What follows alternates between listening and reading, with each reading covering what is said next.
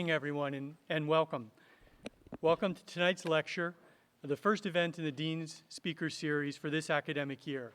As you know, and I know we have a lot of faithful attendees here, this series was created to bring to our campus outstanding leaders from the fields of business, education, and government to share thoughts and insights with the community here at UNC Kenan-Flagler, the university, and the community at large. So welcome to all of you, whatever of those groups that you're in. The Dean Speaker Series is made possible through the support of the Archie K. Davis Endowment and is managed primarily by our students who select and invite the leaders from whom they are most interested in learning. Before I introduce this evening's speaker, I'd like to remind you of the next two speaker events. On January 14th of 2013, we'll welcome Bob McDonald, CEO of Procter & Gamble. Bob will be speaking specifically about P&G's Global Water Project in Africa as part of UNC's two-year campus-wide initiative to examine how water-related issues impact the world. And that's going to be a terrific talk. UNC has actually been very deeply involved with P&G in Africa, especially the medical school. We're very happy about that. Then on January 28th, 2013, we're very happy that Koury Roberts, noted political commentator, author, and NPR contributor, will be this year's Weatherspoon Lecturer. So again, that's January 28th. You'll be seeing more about these events as the dates approach, and I hope you'll be able to join us then as well. At the conclusion of this evening's lecture, Adam Reed, who is the Julian Price Scholar in Finance and Associate Professor of Finance, will offer a vote of thanks to our speaker on behalf of our faculty, staff, and students. Finally, before I introduce this evening's speaker, I'd like to welcome a few special guests. Given the topic for tonight, we're very happy to welcome Susan King, who is Dean of the UNC School of Journalism and Mass Communications, and I know Susan is here somewhere. There you are. Welcome. Susan was named the new dean of the very prestigious School of Journalism and Mass Communications on January 1st of this year, and we're delighted, Susan, that you could be with us this afternoon. Also with us this afternoon is another new senior person at the business school. That's Joe DeSimone. Joe is our new director of the Kenan Institute of Private Enterprise, and Joe is right here in front.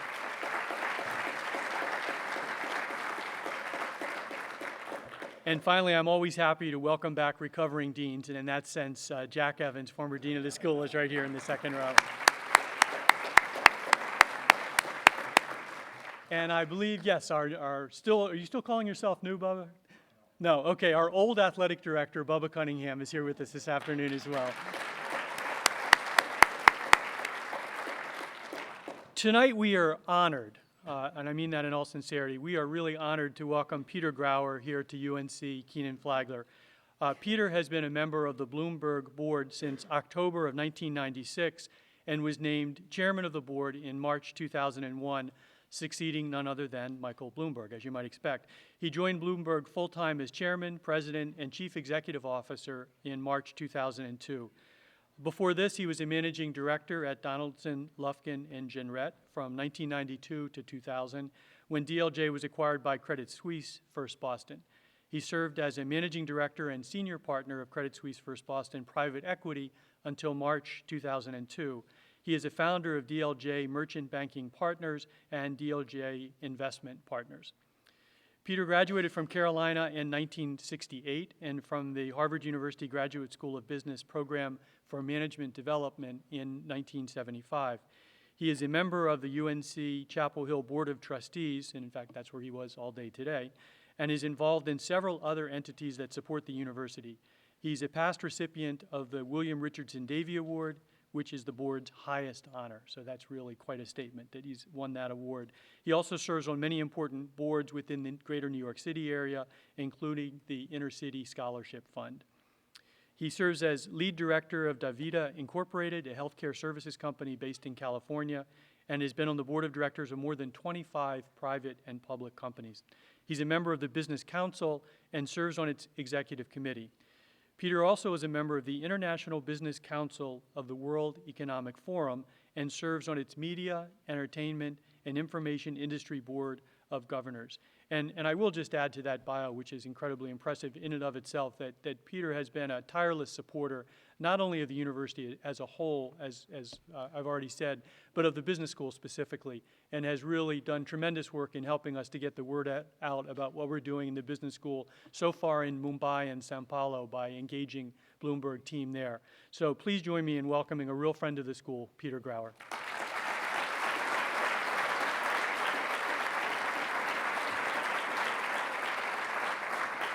Thank you. Thank you. I am overwhelmed, and I can always tell that when I get up to walk to the podium, my heart is about to come through my chest. So if I make any mistakes, forgive me. In the spirit of a couple of shout-outs, Catherine Bell is sitting right over here, who worked with me at DLJ for about 7 years. And like most women in my life, I owe much of my career to her. And believe it or not, where Catherine dropped off, her father picked up. And I've worked with Jerry, probably for the last, almost as long as I've been at Bloomberg.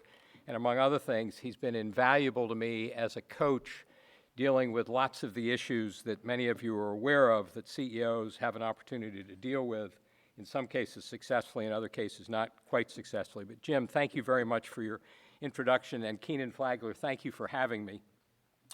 You know, I am fortunate enough, as Jim said, to be able to come to Chapel Hill about 8 or 10 times a year to do a number of things to give back to this extraordinary university that's been so important to my life and my career.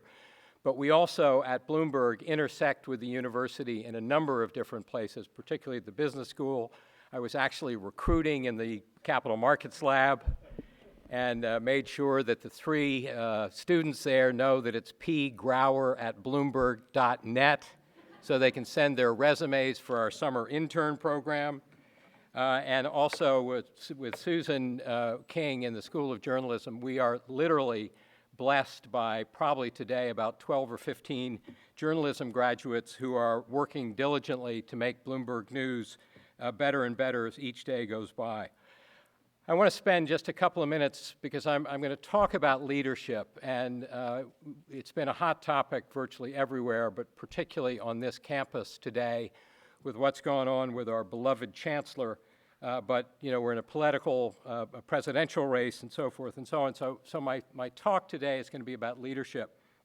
But when I talk about leadership, I can't talk about it unless I give you all a little bit of an overview of the company that I have been lucky enough to run for the last 10 and a half years. Bloomberg LP is now today the largest provider of financial information, news, and data to the financial services community in the world. The reason I say today is because the first time in 2011, we surpassed our number 2 competitor, Thomson Reuters, in market share, and we occupy about 32% of the global market. We are a business that is global in scope. Our product is in 172 countries around the world. We have 15,500 employees today. When I started at Bloomberg, we had 7,500.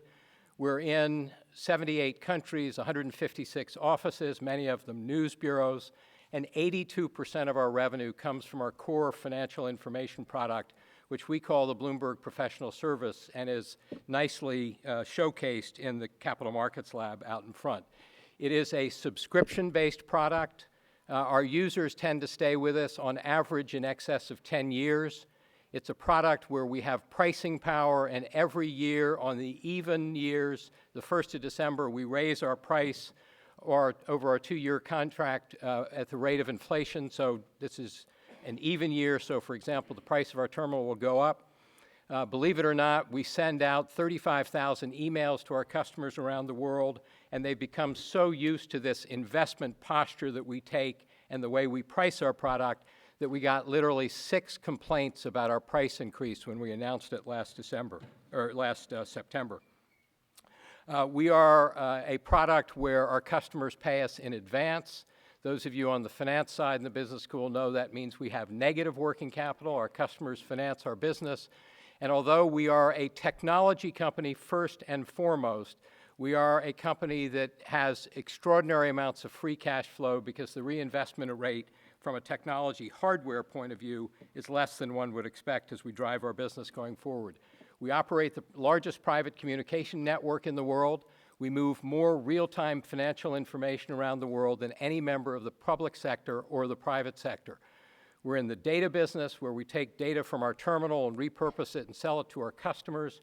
We are the largest vendor of trading system databases in the world, and we have a very robust enterprise products and solution business which addresses issues of infrastructure, data feeds, and appliances to move information around our customers' business on a day-to-day basis. We are also, as many of you know, in the media business. In addition to what we do in Bloomberg News through 156 bureaus and 1,900 journalists who write between 6,000 and 8,000 news stories a day, we also own Bloomberg Business Week, which goes out to about 5 million readers on a weekly basis. We own something called Bloomberg Markets Magazine, which goes to our terminal subscribers. We have Bloomberg.com, BloombergBusinessWeek.com, Bloomberg Television, Bloomberg Radio, our mobile applications, and then something we call content syndication, where we take our news content, whether it be video or print, and distribute it to over 450 media outlets around the world. So we are a leader in what we do. And in the context of that, as I said earlier, what I want to talk about in more detail is the subject of leadership.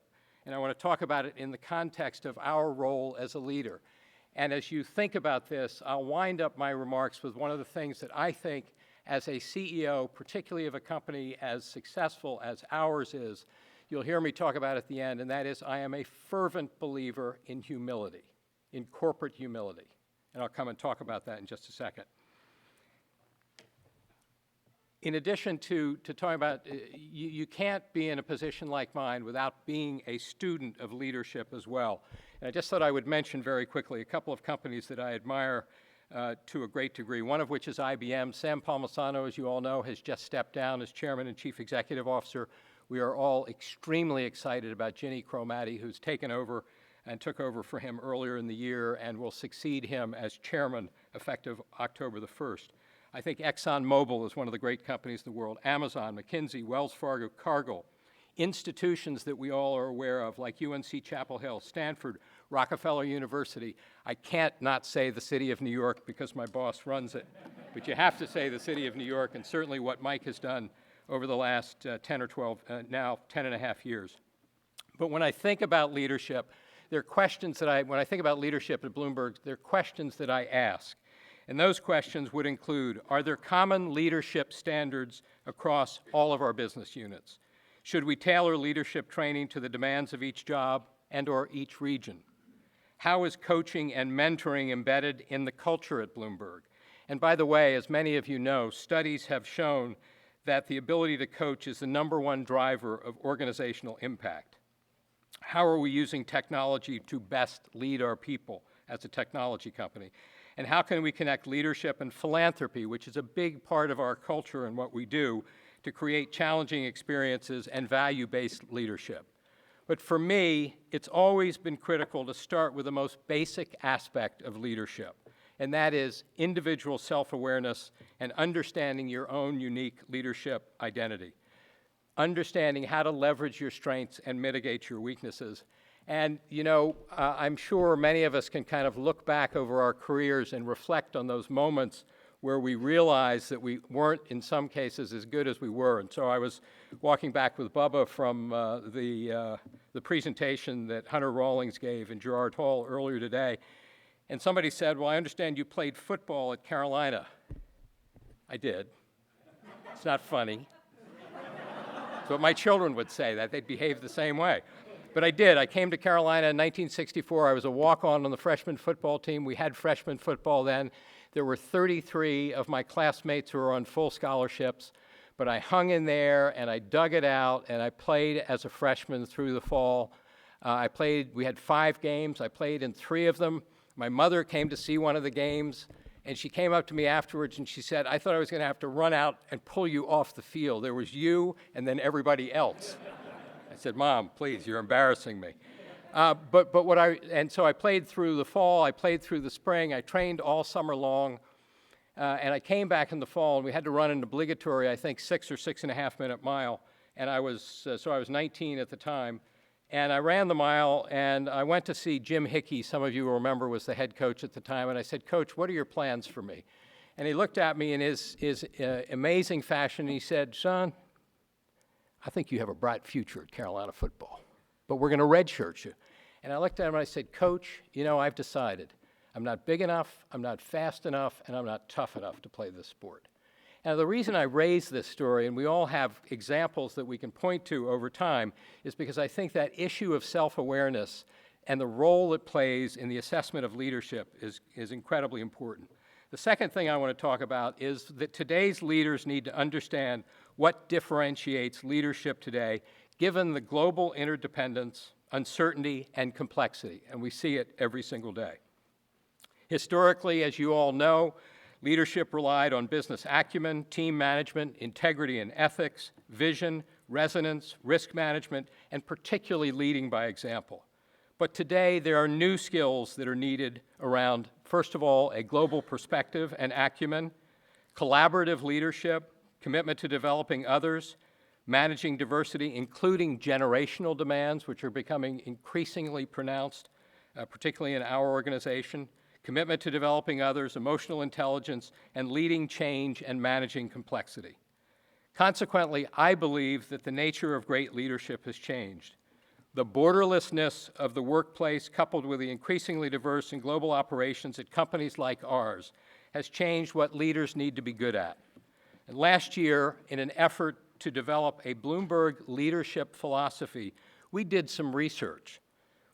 First, to determine what differentiates our best leaders in the eyes of the people who work with them every day. And secondly, to understand the unique leadership qualities that Bloomberg employees value the most. And it's typical for us to take this kind of introspective approach because we like to do things on our own. Excuse me. To do this, we looked at the annual evaluation and 180-degree review data of some 600 Bloomberg managers. We have about 1,400 managers in our company. And these included comments by their manager, their direct reports, and their peers. And we examined the strengths of the most exceptionally rated managers at the company.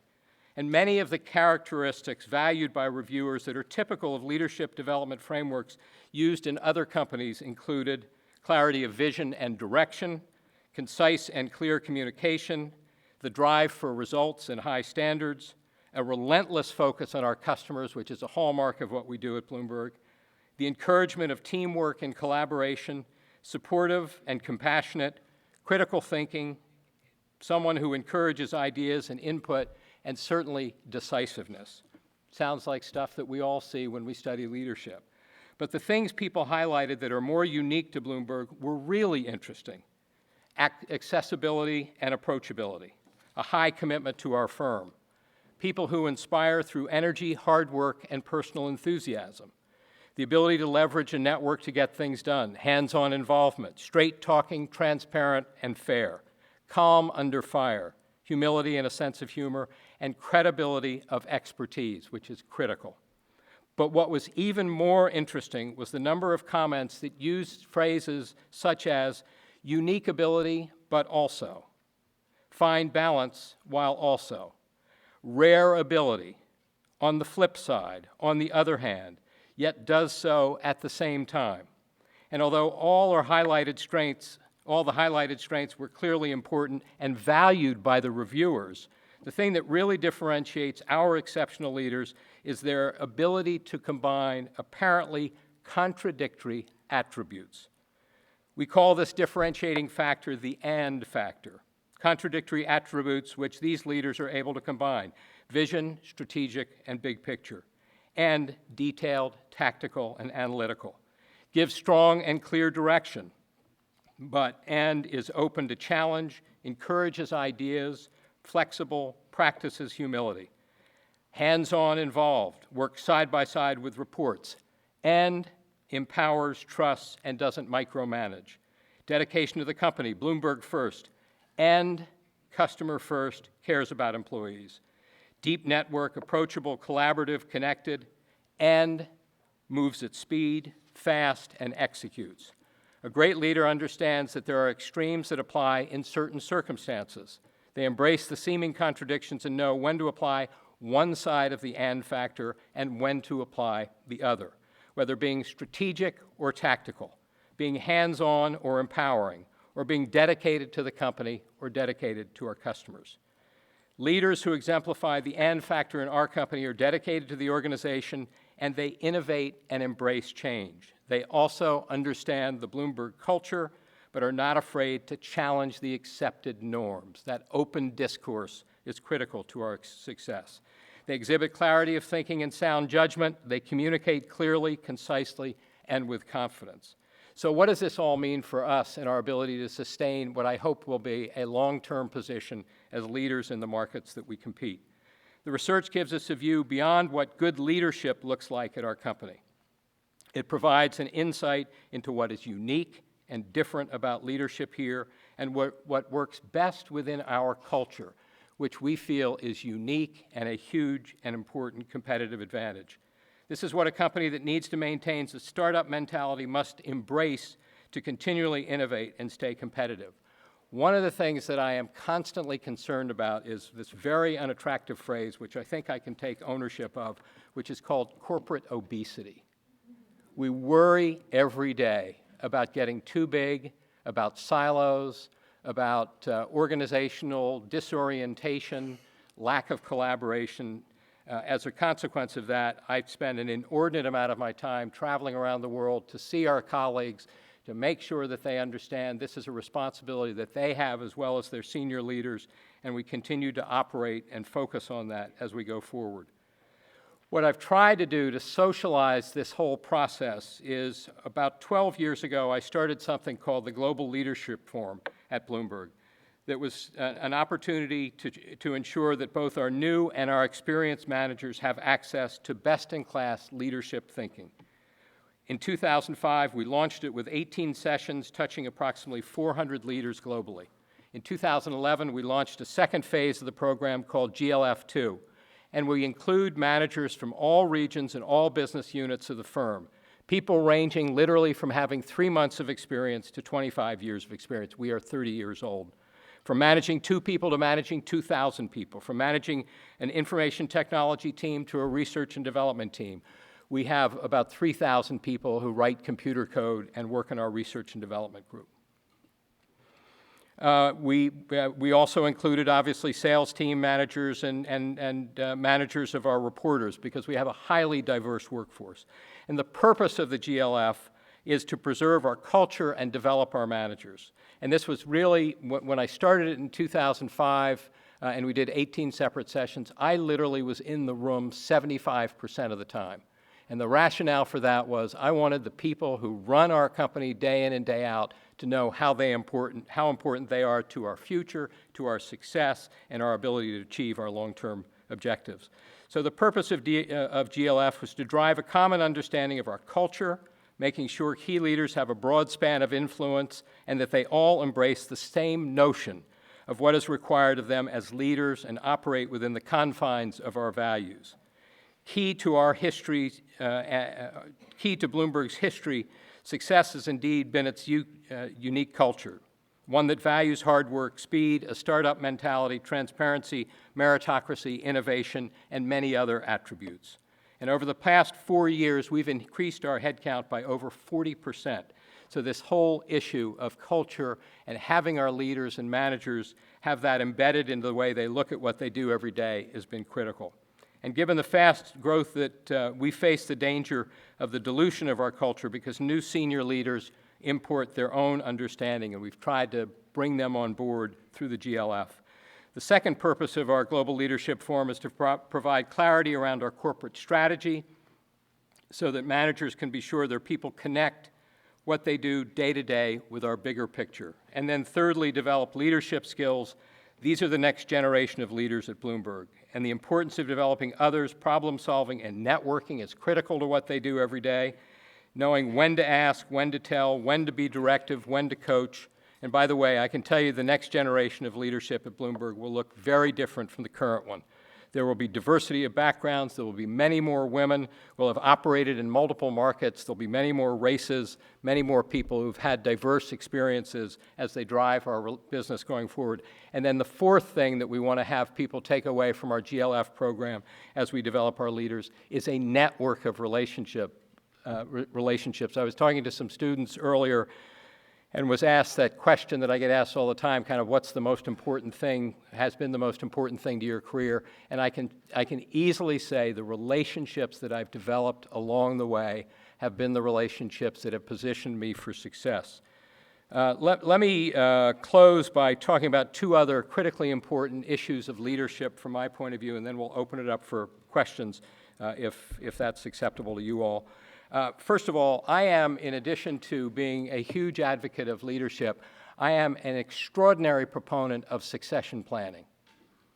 As Jim said, I started at Bloomberg on a full-time basis in 2002. In 2005, I did a massive reorganization and basically went to my boss and said that I was going to make some changes in the team that he had left behind for me and was convinced if he didn't accept the changes I was going to make, and the key change I was taking out one of his key guys and dramatically diluting his responsibility, if Mike had not accepted what I wanted to do, I would have quit, because I was convinced it was the right thing to do. He did, as he has for the last 10 and a half years, supported me unconditionally. About a year later, I went to him with my first succession plan, looked at our top 75 people, and had 2 and 3 people deep to be able to succeed them, but I had 3 important holes in the organization. One was one of our founders, the second was our chief financial officer, and the third was my position. And it wasn't because I felt I was the best CEO in the world, but it was because the job had been uniquely designed for me because of the nature of working for a private company where, in this case, one man owns 85% of the equity. And I said to him at the time, and you'll remember if you put this in context, this is when Chuck Prince was about to leave Citibank. Stan O'Neill was at Merrill Lynch. Dick Fuld was at Lehman Brothers. There was a long list. I'm going to forget his name, who was at Bank of America. None of these companies had vibrant, in-place succession plans. So I said to Mike at the time, I identified who my successor would be, and it was one of his deputy mayors, a guy by the name of Dan Doctoroff. I hired Dan in 2008, gave him the title of president and chairman of our executive committee. I then, effective August 1st of 2011, passed the responsibility of chief executive officer over to him. And by the way, it was not easy. He is smarter than I am. He's 14 years younger than I am. He's more innovative than I am. He's exactly what you want as your successor, someone who is much better, which is part of the responsibility of doing it. And there were a number of times when I would go home at night and I would look at myself in the mirror and basically say, I'm now a marginal player. They don't need me anymore. And then I'd quickly look back at myself in the mirror and say, well, by the way, we wouldn't be here without you, so I think we're going to be okay. So I recovered. But my point is, the process of succession planning is a process that requires not only deliberation and getting the right person on board, having the right relationship with that person, but secondarily, knowing when the time to change is ripe. And I have also been, as one of my many philosophies, a firm believer that you don't run companies like mine for greater than 10 years, because you get stale and you never think you do, but you do. And so we went through this transition process, and we're now in Dan is 54. I'll be 67 in October. He continues to work for me as executive chairman in his role as CEO, and we are now diligently working on his successor. But we do this throughout the organization. Every organization that I'm involved in, I have done that, and I think it's a primary responsibility of leadership to make sure that a succession plan is placed. The second thing that I want to talk about in closing, and I mentioned it a little bit to you before, when I talk to my colleagues around the world, and I spend about 50% of my time with Bloomberg employees all over the world, I always end my comments by talking about corporate humility. And many of you have read some of Jim Collins's books, the most recent one, How the Mighty Fall, and the 5 stages of deterioration of great corporations. We all know great companies that have lost their way. And a recent example that I talk about in our GLF program is RIM, Research in Motion. And Research in Motion is basically going to go out of business. And it was not long ago that their chief technologist basically poo-pooed Apple and thought the Apple operating system would never be as ubiquitous as it has become on handheld devices. But I talk about humility all the time at Bloomberg. You know, we are the biggest at what we do. We have historically the fastest growth rate. The 10 years that I've been running Bloomberg, we've had record revenue performance every single year. We are now probably, I think we actually are the most influential news organization in the world of business and finance. We are a leader in our data businesses. We're leaders in our data solution, our desktop trading solutions businesses. You kind of go down the list, and we really are. And so I keep talking to people and telling them that trees don't grow to the sky, that we've got to be humble at what we do. And the two phrases that I use about Bloomberg colleagues every day when I have a chance to do it is the people who come to work for us every day don't think they're as good as they are. And we have created and continue to foster an atmosphere of constructive paranoia, so we're always kind of looking over our shoulders. But it is critically important, as I said, because the world is littered with great companies that have lost their way because they believe their press, and certainly as long as I'm around, that won't happen at our company. Thank you very much for indulging me.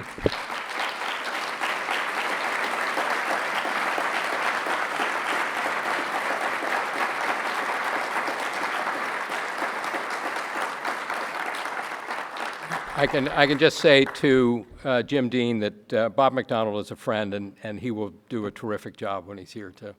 Can I take some questions? Questions, anybody? Here's my rule on questions. And I say this to people at Bloomberg every time, because when I go around the world, I always spend time in our local office, and I talk to them about their company, and then I open it up for questions. And my rule on questions is ask anything you want. I'll do my best to answer it. I have no secrets. Yeah. How you doing? Andrew Gibbs. I'm class of 2014 School of Law. I just want to ask, you mentioned Citigroup and Bank of America, and your involvement on different boards. What is your view on the importance of outside compensation committees for large corporations? Well, I mean, it's basically a requirement under the securities exchange rules, so you have to have it in the United States. And I think that the standard, one of the things I've just been asked to chair a chairman's council for the World Economic Forum to bring non-executive chairs together from around the world and talk about common practices and some of the issues and challenges that chairs face in dealing with chief executive officers and issues like compensation. But I think it is critically important to have an independent compensation committee. As Jim mentioned, I'm the lead independent director of a very, very successful healthcare services company. In fact, if you went and looked at the DaVita stock price, January 1st of 2000 to June 30th of 2011, it was the #1 performing stock in the S&P 500, including Apple. And this is a company today that has an enterprise value of about $14 billion. And we spend an inordinate amount of time on our compensation committee. I don't chair it, but I'm a member of it. We have an independent consultant who helps us. It is very much a performance-based compensation program. But I think in the world that we live in today, where governance is such a critically important part of the assessment by investors of their willingness to invest in a company, you have to have vibrant governance. You have to have a slate of directors that are exclusively independent, with the exception of the chief executive officer, and the rest of the world is basically asking for that now too. The whole issue of compensation in the financial markets, as you all know, has been an extraordinary hot button, and we're seeing already the likes of Goldman Sachs and many others. Morgan Stanley is a perfect example. James Gorman has basically said, if you don't like what we're going to pay you, go someplace else, because you're not going to get paid as much money as you've gotten paid before.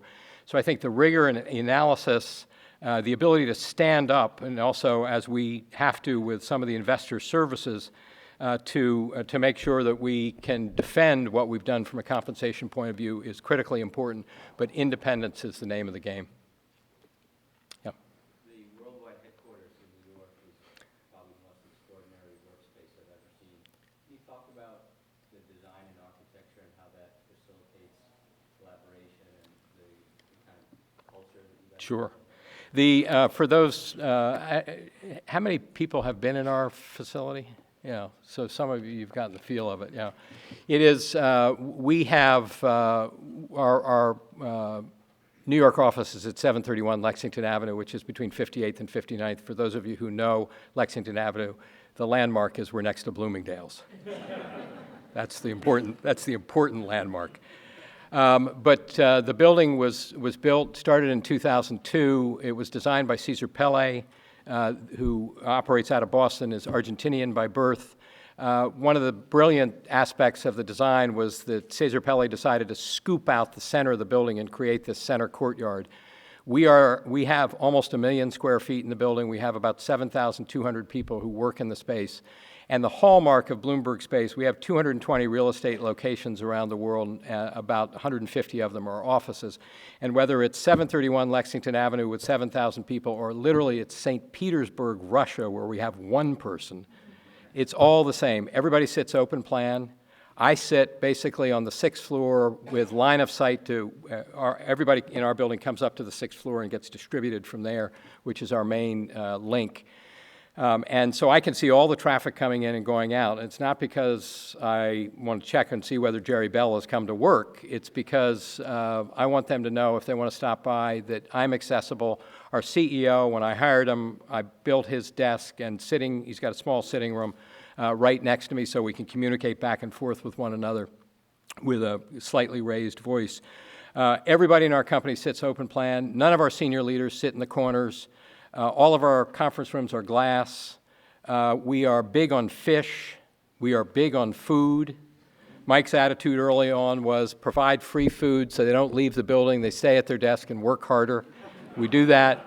We have kind of links where people congregate, and it's, I don't know if it's like ancient Greek or ancient Rome, but what is amazing is you'll see a journalist talking to an R&D guy talking to a product development person, just kind of on the fly. And they'll say, oh, I was just thinking about this, or great to see you, we got to talk about this, or whatever it may be. And it is, I unfortunately, where my desk is and where my team is right underneath a stairway, because we do most of our communicating within the space by walking stairs as opposed to the lifts.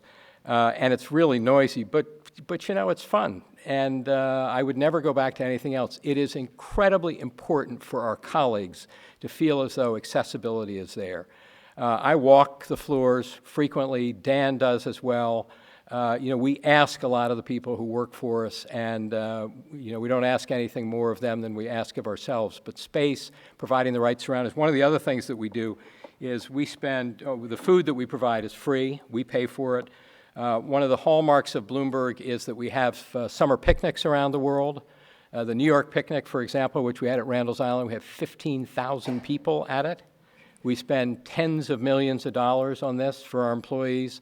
It's the 1 or 2 opportunities of the year that we get to really thank the families of the people who work at Bloomberg for allowing them to work and make the commitment and work as hard as they do every day. So it's a really important part of what we do. I would just mention one other thing. We are in the midst. We bought, I think it was last year, 3.2 acres in the best real estate location in the City of London. And we are building 2 buildings, a Bloomberg North building. This is right next to St. Stephen's Church, which is the first example of Christopher Wren architecture. And the line of sight is literally to the steeple of St. Paul's. It's 3.2 acres. We're building 2 buildings. Mike is actually very intimately involved in the design. Lord Foster, Norman Foster, Foster & Partners are designing it. And it will be very consistent with the local environment. The Bank of England is right nearby, the Royal Exchange, and a number of other landmarks. But when you go inside, it will be this kind of kick-ass Bloomberg experience when people come in. So, it's just but we do this in Sydney, everywhere around the world. Anyhow, Jim, did you? Do I have to sit down now? Yeah, you're good. You guys have obviously been very successful, but there's been tremendous pressure on journalism organizations in the U.S. and around the world. And I wonder if you could just talk a little bit about the business model for journalism going forward. Well, Susan is much better versed to talk about it than I am. When I was talking to some of your students earlier, and they were, again, talking about these kind of unanswerable questions like success and all that kind of stuff. I said luck plays such an important role in everything. And if I can digress for just a second and tell you a story about how we got into the journalism business, I'll then address your question. It was late 1988, early 1989, and this young journalist at the Wall Street Journal by the name of Matt Winkler pitched a story to his boss about this kind of new renegade in the information business by the name of Michael Bloomberg. And so they agree to write the story, and they go over and interview Bloomberg, and it is a front page, very visible. I think it was the first real big story that had been written about Mike. And about 6 months later, Bloomberg calls Winkler, and some of you have met, I don't know if you were at graduation and heard Mike speak, but he's very crisp in how he says things. So Winkler answers the phone, and Bloomberg says, Winkler, it's Bloomberg. Want to buy you lunch? So they arrange a time, and they go have lunch, and they sit down at the table. And Bloomberg looks across the table at Winkler and says, Winkler, I want to get in the news business. And Winkler looks at Bloomberg and says, you're already in the news business. You take the Dow Jones Wire, you do Associated Press, Agence France Presse, all this kind of stuff. And Bloomberg looks at him and says, no, you don't get it. I want to get in the news business. I want to have Bloomberg bylines. I want to have my own journalists. I want to integrate news with what we do on the terminal with data and analytics. And so Winkler looks at him and says, you know, you are crazy. You've got all these big competitors out there. I just don't believe you're going to get it done. And then Winkler looks at Bloomberg and says, let me give you a hypothetical. Bloomberg listens. Winkler says, we've just written a story on your biggest customer, and it's been extremely critical. And the CEO of that big customer calls you the next morning and says, we're taking out all of our terminals. Bloomberg looks at Winkler without batting an eye and says, my lawyer is going to love you. And I'm not kidding. And the rest is history. Matt Winkler started Bloomberg News January 2nd of 1990. And as I say, I now believe this with a dose of humility that we are the most influential news organization in the world of business and finance. That being said, you know, I think in spite of my current feelings about the News and Observer particularly, but I think that you know, journalism occupies an incredibly important place in the world of democracy. And although the models continue to be under great siege, I think the smart leaders are going to figure out a way to make it work. And there will be a combination of print and digital. Unfortunately, you know, the argument you all have heard is that they've given up the analog dollars for digital dimes. Unfortunately, that's not going to go away. But the good organizations will figure out a way to get through it and a way to survive. It'll just be a lot smaller industry than it was before, but I hope, and we certainly hope, that it doesn't lose its importance in society as we know it today. And so I don't know if we've hit the bottom yet. I keep thinking that we have, but I don't think it's going to go away by any stretch. Yes, Jack. Would you comment on the work of the Simpson-Bowles Commission, and what you think its future might be, and what role it might have in the remaining weeks of the campaign? Yeah, I'm no better positioned than anyone in this room to talk about that, but I will. Yeah, because I can. You know, Erskine is a great friend, and I am a huge supporter. And I think what he and Alan Simpson have done for our country is remarkable.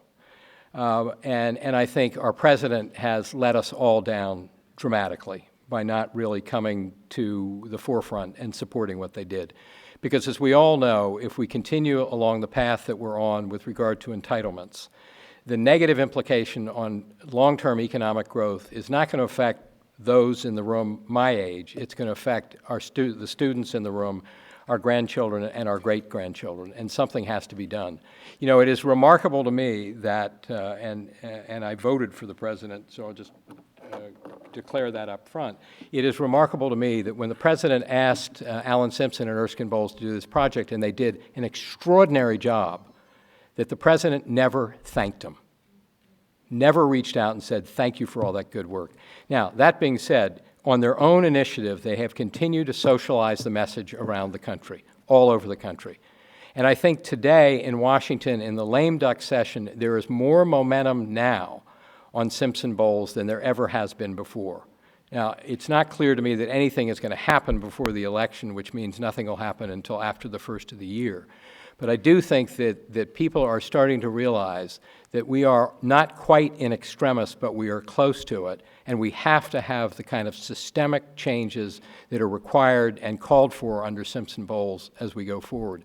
And so I think in the end, it may be proven that that's the solution that's going to really help us get back to the kind of economic growth to help lead the world out of this kind of economic malaise that we've been in now for several years.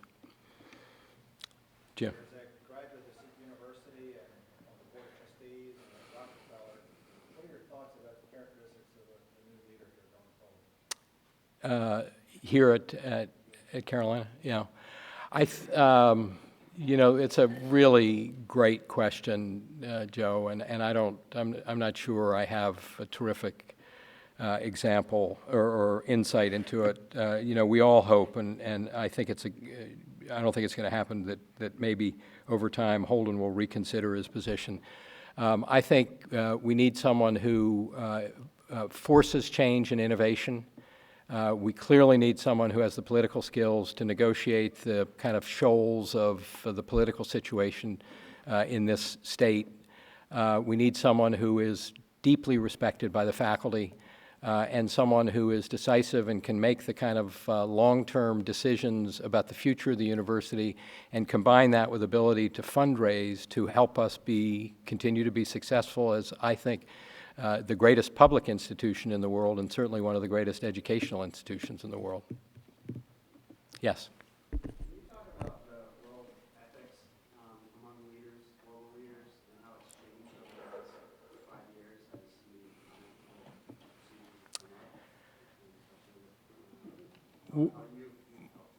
Well, so the question was, can I talk about the role of ethics for business leaders going forward? I don't know what to say, honestly. I mean, it is so deeply embedded in everything that I do.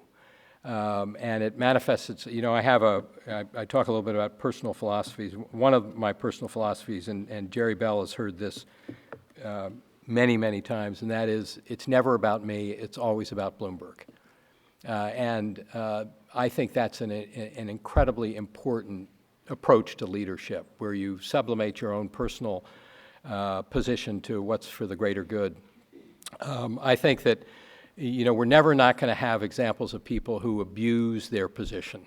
But I do think that with better corporate governance, independent directors, carefully selected, the way people deal with compliance in today's environment, I think that we are much better off today than we were 3 to 5 to 7 years ago. But then you see what's been going on with the LIBOR scandal, where, you know, people are scratching one another's backs. But I think that's part of history, and it's never going to change. But I do think the sound level is higher. People in the financial services industry have been vilified by the regulators, they've been vilified by politicians, they've been vilified by consumers. And by definition, they have to put in, if they don't already have it, a very high ethical standard and someone who's going to be able to lead against that standard as we go forward. So I find it appalling on the one hand, but not surprising, because I think that's just part of human fabric. These are a lot of hard questions. Blakely. Softball. Blakely worked at Bloomberg for almost 7 years. Almost 8.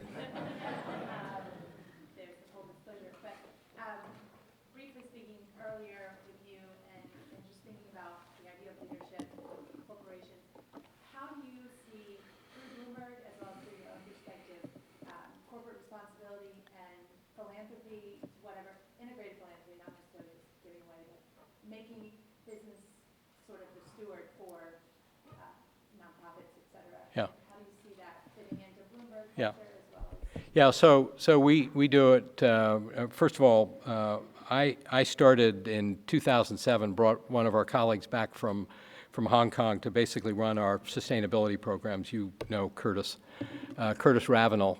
And we literally started by himself. It's a little bit like Winkler starting Bloomberg News, but Curtis started our sustainability initiative, and I had him report to me from day one because I wanted everybody in the company to know that this was really important. And I think I can safely say we are a world leader in corporate sustainability today, right up there with the best of them. And we have detailed reports to be able to support it and so forth and so on. And our sustainability effort is integrated in many respects with our philanthropy effort because we're using philanthropy in NGOs and 501c3s that are focused on things like uniform standards for ESG, for environmental, social, and governance responsibility as it relates to reporting for companies. And we have some 8,000 companies today that now provide that information that we put on our terminal. So it's an incredibly important part of what we do. Philanthropy at Bloomberg is, the concept of giving back both as an individual but as a corporation is something that Mike has been doing for years, and we've been fortunate enough to carry on. I say this, and I think I said this to the group before, one of my responsibilities, and I know you'll laugh at this, is to, in the end, when I leave Bloomberg, my objective is for Michael Bloomberg to be the wealthiest man in the world. And the reason for that is because we work to a higher purpose every day at Bloomberg, and it's on two levels. The first is we have changed the way the capital markets operate. We've brought transparency into the world of the opaque. We've democratized the flow of information. In doing so, we've freed up capital for investment in the private sector and the public sector. But the real thing that we do is 85 cents of every dollar of value that we create will fund the second largest foundation after the Bill and Melinda Gates Foundation. And Mike will give, essentially, his objective is basically to bounce the check to the undertaker. And so we participate in the world of philanthropy, and I think, and this is public information, I think in 2011, Mike gave away about $350 million. But I look at that as a direct extension of what we do every day. And by the way, I'm a great salesman, and when I'm recruiting somebody senior and bring out the kind of purpose of what we do, the higher level stuff, they just love it. I mean, they really do.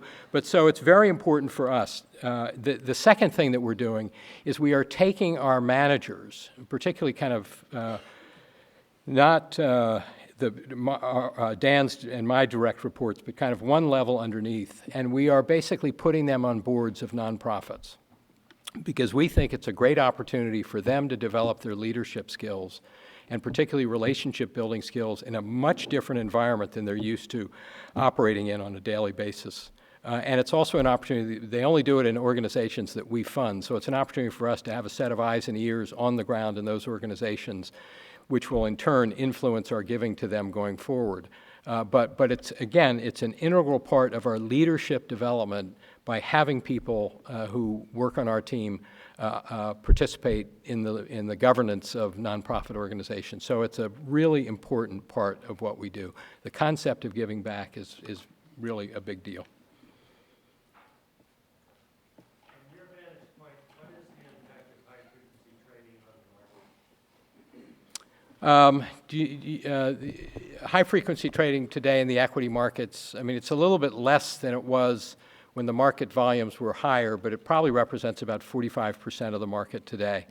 Again, the securities trading around the world is going electronic. It just is. The banks and brokerage firms can't afford to maintain large desks anymore because the revenue pool is down dramatically, the operating costs are up dramatically, and the need for capital elsewhere in their business has never been greater than it is today. And so, and we are, just by the way, I didn't mention this before, but we have the largest market share of fixed income electronic trading of anyone in the world, something that we've accomplished over the last 10 years. And the same is true, we're the second largest player in the foreign exchange markets. But the markets are going to move to electronic. It just so happens that high frequency is, the latency factor is so low. I don't think it's going to go away, but I don't think it's going to get much greater at this stage. You may be aware of the fact that volumes in the equity markets today are probably at about a 30-year low. And so it's very hard for anybody to make money, and particularly people in the high-frequency business. But I don't think it's going to go away. I think it will continue to command lots of oversight from the SEC's perspective and other regulators around the world. But I just think that it's part of the evolution of the capital markets around the world. Running 50 years ago, Peter Grauer said that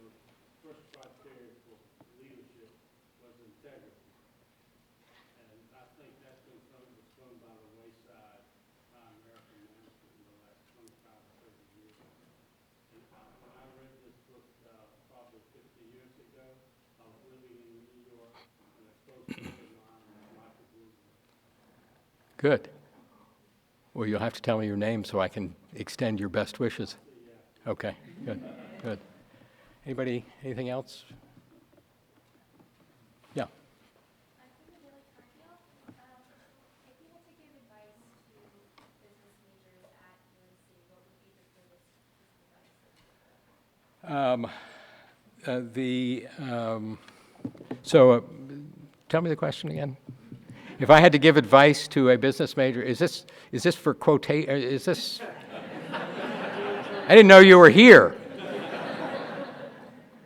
Hold that question for just a second. In December of 2007, I was in London, and I was doing a series of town hall meetings, and the last meeting was a Friday afternoon. And one of the questions that came up from the crowd, in my spirit of any question, ask any question, was, what do you think about Michael Bloomberg's political future, and is he going to run for president? This was in the last presidential election. And I waxed on about this. And when I got to work on Monday morning, the first phone call I got was from the boss. That's normally not a good sign. And he said, I don't ever expect you to talk about my political career in front of anybody. And I found out subsequently that one of our journalists had leaked something to the Silicon Alley blog about my comments about Michael Bloomberg, and his press people had picked it up. And so I've tried to keep that lesson to the forefront. But back to your question. You know, my advice, there's a huge kind of ebb and flow amongst people coming out of business school about whether they should go into something entrepreneurial or whether they should do something in a larger company. And I just feel very strongly, I'm very old-fashioned. I had a great career at Citibank, a great career at DLJ, and a beyond expectation career at Bloomberg. I am a great believer that big companies teach people unique skills that they can't get in smaller organizations.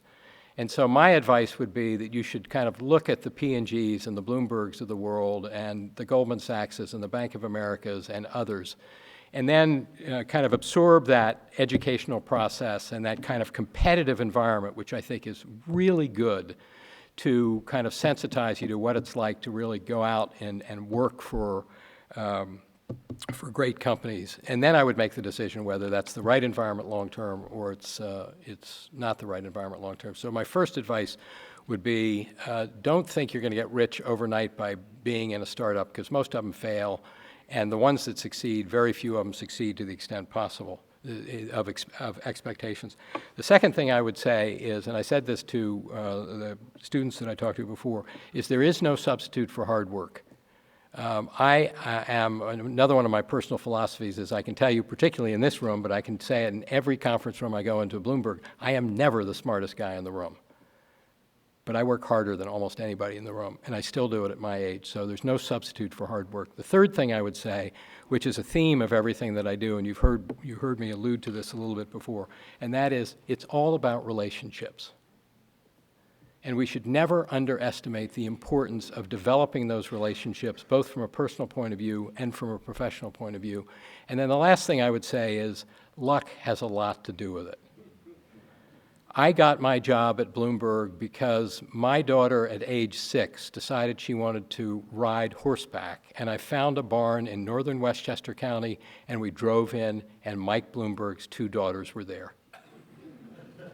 And Mike's younger daughter, Georgina, and my middle daughter are a week apart in age, and they were joined at the hip from age 6 to 16. And I saw Michael Bloomberg almost every week, and we became great personal friends. And he asked me to go on his board, and then on Christmas Day of 2001, after he was elected mayor, he asked me to become chairman, chief executive officer, president and chief executive officer. You can't make it up. I mean, the world doesn't work that way. But it was because of my relationship with him. And I've run his company successfully for 10.5 years. He's still one of my best friends, and I work for him. Yeah. I guess, after 10 years having been involved with a private company, do you feel like a little more about the flexibility of your situation the way it's been, with Bloomberg versus the flexibility you would have had been in a publicly held Yeah. and dealing with Yeah, let me, I have a tendency to tell stories, but it was the spring of 2007. I was in Washington, and I had meetings on Capitol Hill, and it was about 6 o'clock, and I went out to take a run, and I came back and I checked my BlackBerry, and it was the announcement of the Thomson Reuters deal. Thomson and Reuters decided to merge. And I called Mike on the phone when I got back from the run, and I made sure that he had seen it. And we talked about it for a minute. In the end, he said, "What do you think?" And I said, "This is the most important single event in the history of our company." He said, "Why do you say that?" And I said, "Because they're going to spend the next 4 years focusing inwardly, trying to figure out who gets what job, what technology platform, what's their sales strategy, how do they price their product, and we're going to put our heads down, and we're just going to crush them in the marketplace." And we did. I mean, if you look at our numbers compared to theirs, on the last 9 quarters, there wasn't one quarter that we didn't outgrow them compared to the same quarter in the prior year by greater than 6.5%, and in most cases it was 9%. And that's why when I said at the beginning, we are now 32% global market share, or we probably picked up 8 or 10 points of market share over that period of time. The great competitive advantage that we have as a company is we have an 84.5% shareholder who has given our CEO and me and our management committee almost unfettered autonomy to drive the business going forward. We literally, I talked about the electronic trading business and our fixed income platform. It took us 10 years to do that. We decided at the end of 2008 that we were, when everyone else was pulling in their horns, we had 10,000 people at the end of 2008 that worked for us worldwide. We decided we were going to aggressively invest in our business. We will finish this year in Bloomberg LP with 14,000 people. And we saw about a 500 basis point deterioration in our operating margins over that period of time. You couldn't have done that as a public company. And so for us, being private, and we will, Mike is 70 years old, his mother died at 102. We will, as long as he's alive, we will be a private company, and it gives us unusual competitive capability and also kind of puts us under this umbrella of kind of mystery, which is really cool. Thank you. Can I tell one more story? Can I just, I'm on a roll. I got to tell you one more story. This is one of the great stories in the history of Bloomberg. So I was in Colombia about a year and a half ago. And my last meeting of the day was with the president of Colombia, President Uribe. You all remember President Uribe. He's the guy that fought the FARCs and really got the country back onto the right track. And I had a very specific mission, and the mission was we had a license for our fixed income electronic trading platform that had expired. And so my mission was to talk to the president, try and figure out how to get this thing out of a logjam of bureaucracy within the government. And so I'm sitting there in this conference room in the presidential offices, waiting for the president to come in. He comes flying in the door. He's this very handsome man. He has aviator glasses on, a safari jacket, and an open neck shirt. And he sits down across the table from me, and he looks at me, takes his glasses off, and he says, "Chairman Grauer, how can I help you?" And I looked at him and I said, "Mr. President, thank you for seeing us. The mayor sends his very best wishes," and I explained to him why I was there. And he had next to him the number 2 guy in the local Securities Exchange Commission, and he turned to Jose and he said, "Jose, what is good for Bloomberg is good for Colombia." I'm not kidding.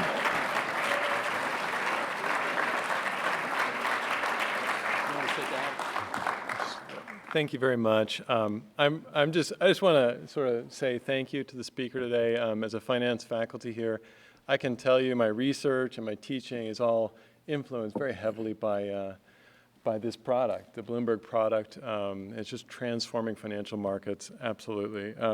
One thing that sort of jumped out at me is just this sort of thought about leadership. This leadership is a comfort with the and factor, and that's definitely something we're trying to bring out in the classes at all times. But I think the thing I'll remember the most is just thinking about the sports teams I did not quit, but that I should have. Next time I'm going to ask the coach. Thank you very much on behalf of the whole UNC community.